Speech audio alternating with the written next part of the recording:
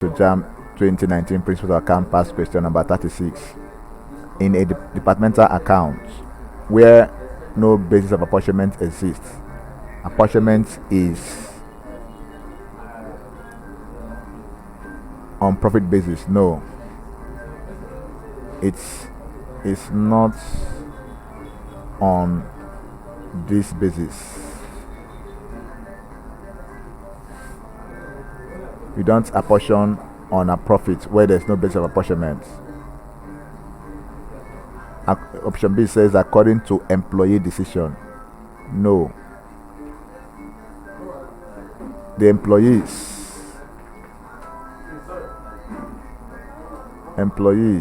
don't decide on the basis of apportionment. On the basis of apportionment.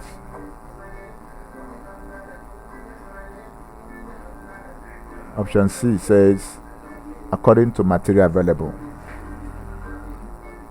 No. Materials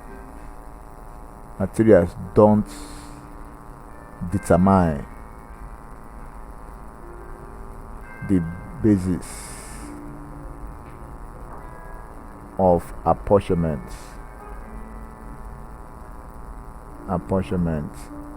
in a departmental account.